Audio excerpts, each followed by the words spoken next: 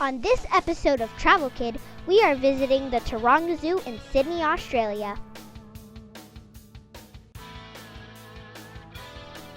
We took the ferry from Circular Quay to Taronga Zoo. The Sydney Opera House is beautiful, and so is the Sydney Harbour Bridge.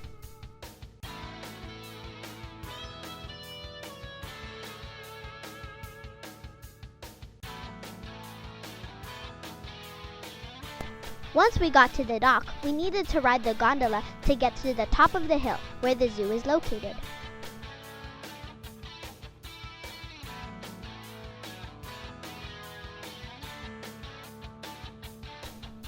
The view from the gondola is beautiful. My mom is kind of scared because she's afraid of heights.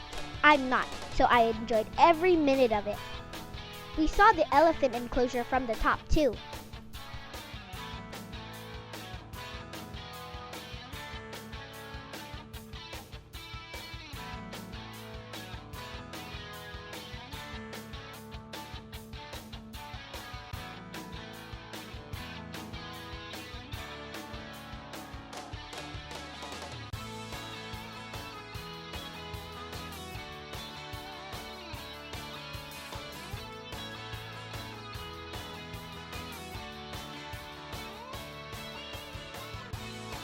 Just look at that view!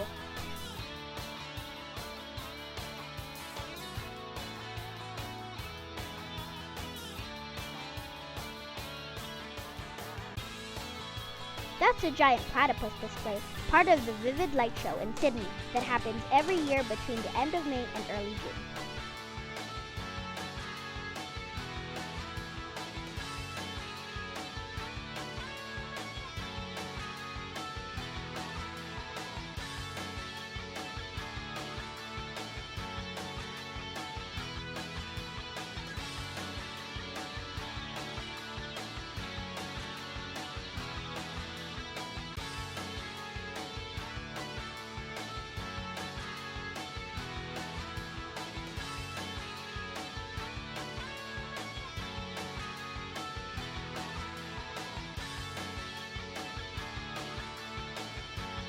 The Taronga Zoo is the home to about 4,000 animals. Probably the most popular are the kangaroos. Kangaroos are large marsupials that are found only in Australia. They are identified by their muscular tails, strong back legs, large feet, short fur, and long pointed ears. Female kangaroos have pouches where their babies live. The baby kangaroo is called a joey, and they live in their mom's pouches until they are old enough to emerge.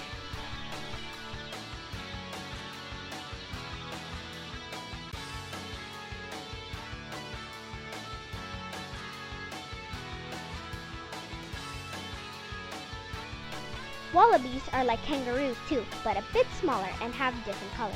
They are found in Australia and New Guinea. Both kangaroos and wallabies are herbivores, which mean they eat plants, like grass, flowers, and leaves. Emus are the second largest living bird. The ostrich is the largest. Emus have soft brown feathers and cannot fly. They can grow up to 6 feet tall and can be found in Australia.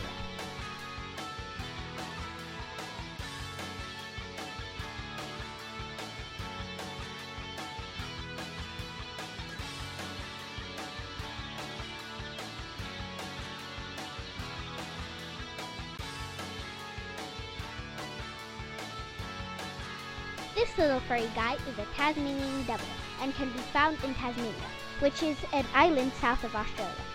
He looks like a baby bear with dark brown or black fur. He can be quite cranky, especially when he's threatened.